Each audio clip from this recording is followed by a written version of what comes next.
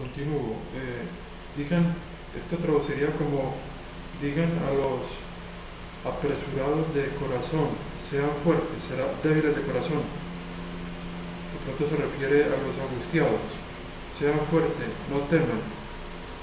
Miren, miren su Dios. Venganza, viene venganza. La recompensa de Dios. Él mismo viene y lo salva.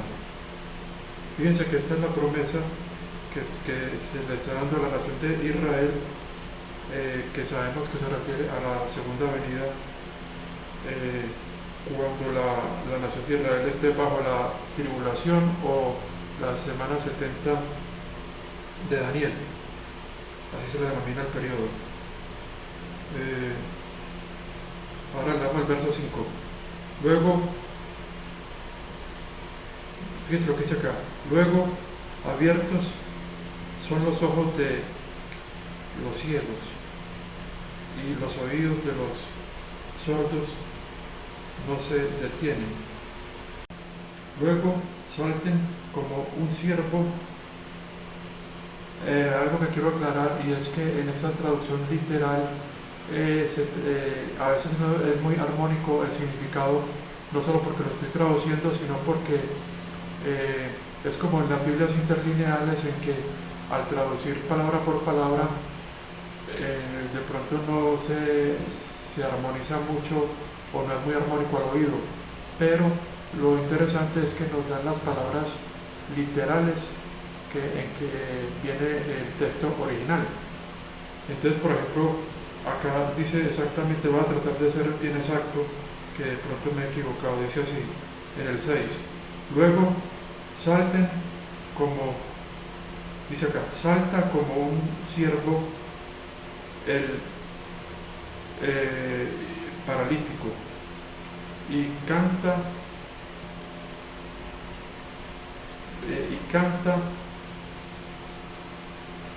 la lengua del mudo. Y después sigue, dice acá: porque en el desierto hay aguas, han habido aguas y corrientes en el desierto. Y el espejismo se ha convertido en un lago, y la tierra sedienta fuentes de aguas. Luego sigue: en la habitación de los dragones, puede ser como así, aquí dice dragones. La habitación de los dragones es un lugar para descansar, o sea, para acostarse, un lugar un terreno, digamos, para los juncos y las plantas. Y sigue el 8: y una vía así hay allí, o sea, como un camino grande hay allí, y el camino de la santidad se le denomina camino de santidad. Dice acá que no puede caminar sobre él el sucio, y él mismo está con ellos, se refiere a Dios. ¿Quién va en el camino? Aún los tontos no se equivocan. Queriendo decir pues que aún los tontos que estén en ese camino no se van a equivocar. Dice el 9: no hay ni un león ni una bestia destructora asciende por este camino, no se encuentra allá, no se encuentran fieras. Y allí han caminado los redimidos. Voy a terminar el 10 para hacer un comentario. Y los rescatados de Jehová regresan y han entrado a Sion, o sea, a Jerusalén, con cántico y júbilo duradero, en su cabeza júbilo y alegría, ellos logran y han huido la tristeza, o sea, y el lamento, por decirlo así. Entonces, vemos acá que este capítulo 35 se refiere a la promesa que Dios da a través del profeta Isaías sobre el futuro de la nación, cómo iba a ser rescatada de su maldición por el pecado, por la desobediencia del Antiguo Testamento, y que ya entonces finalmente Dios va a realizar o llevar a cumplimiento su plan de restaurar toda, no solo a la nación, sino al terreno que le prometió a Abraham, y donde realmente de lo que se trata es de recuperar ese paraíso que se perdió, del cual se habla en el capítulo 1 de Génesis, por el pecado original. Y entonces esta es la promesa de restauración, o sea, es una promesa que se da, de que Dios logra, de igual manera que Él caminaba en el jardín con Adán y Eva antes del pecado original, pero que después tuvo que separarse de ellos porque Dios en su santidad no puede estar en presencia de pecado. Entonces vemos como a través del Antiguo Testamento Dios moró en el tabernáculo y el templo entre los querubines, hacía pues su presencia, y finalmente si uno lee las promesas y los cumplimientos en el libro del Apocalipsis, puede ver cómo ya en los últimos capítulos 21 y 22 del Apocalipsis vemos cómo el tabernáculo de Dios desciende, el cual es la Nueva Jerusalén. Después ya hay una recreación, cielos nuevos, tierra nueva, y Dios ya va a estar de nuevo con el hombre, pudiéndose decir que realmente lo que la historia del hombre ha sido, esta larga historia del hombre desde su creación ha sido el desarrollo del plan de Dios para restaurar lo que se perdió en el jardín del Edén por la desobediencia de nuestros primeros padres.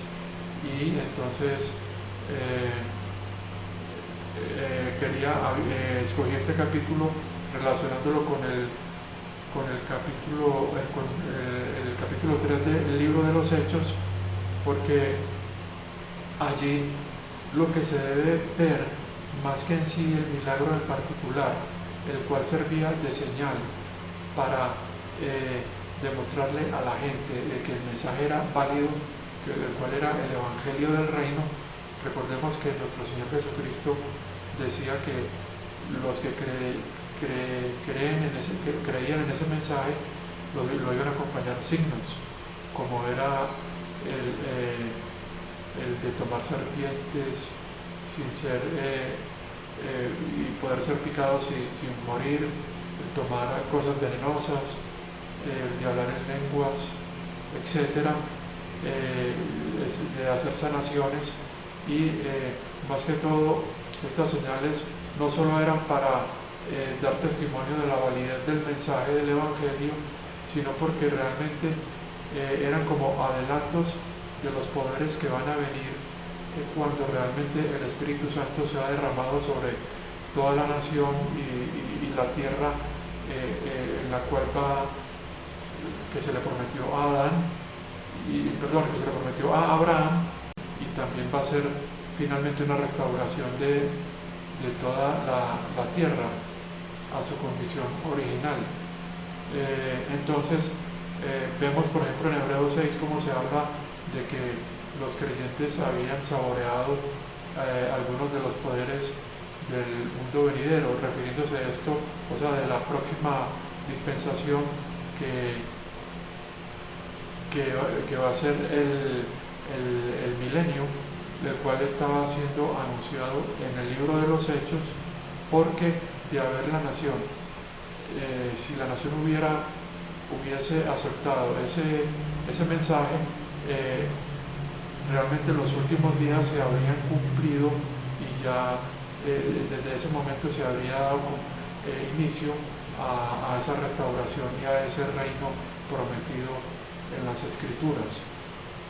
Entonces es este paralelo que he querido hacer con este milagro que está narrado en el capítulo 3. Pero lo que yo quería era mostrar cómo hay un verso en el capítulo 3 donde se conecta que toda la revelación que Dios ha dado a la nación de Israel ha sido desde el comienzo, o sea, que Dios ha revelado cosas desde el comienzo de la fundación del mundo, como yo estaba hablando ahora, distinguiendo la profecía del misterio revelado al apóstol Pablo. Y entonces voy a continuar leyendo un poquito de ese capítulo 3 del libro de los Hechos.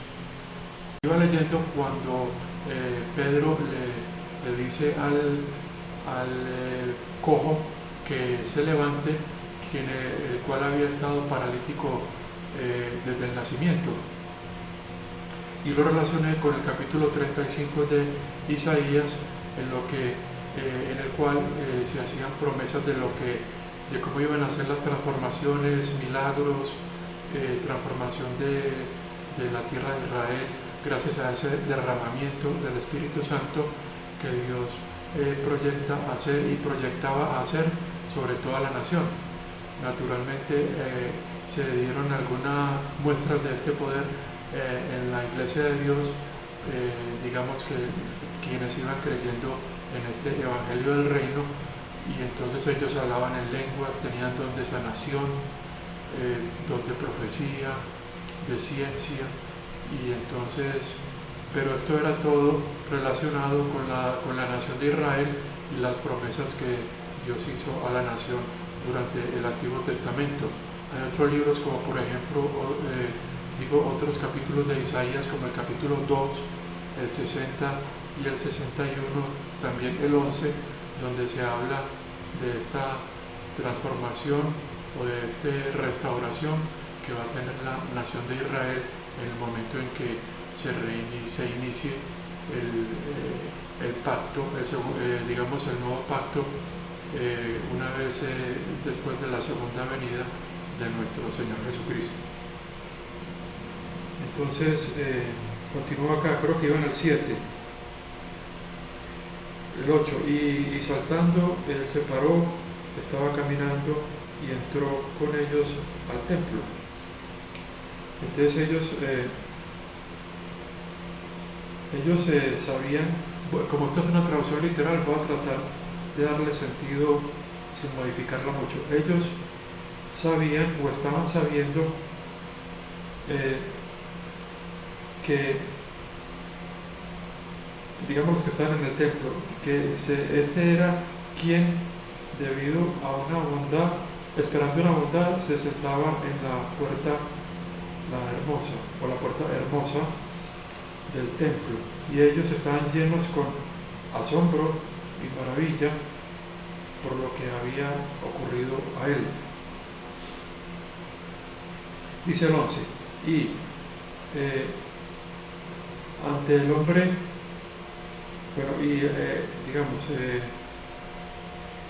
bueno, lo que pasa es que como es literal es un poco complicado, dice acá, y dice así, y al hombre cojo que fue sanado y sostenía a Pedro y a Juan, así dice, toda la gente corrió hasta ellos en la puerta llamada, en el pórtico llamado Pórtico de Salomón, grandemente asombrados. Veamos pues que este milagro tiene relación con la profecía de Isaías. Dice el 12, y Pedro, habiendo visto, le respondió a la gente, hombres israelitas, ¿por qué se maravillan ante esto? O en nosotros, ¿por qué nos miran con tanta interés como si por nuestro propio poder o piedad lo hemos hecho caminar. O sea que incluso no era ni por su piedad que él caminara, sino que era, aquí lo va a explicar Pedro, por ser creyentes en este Evangelio del Reino. Entonces dice el verso 13, el Dios de Abraham,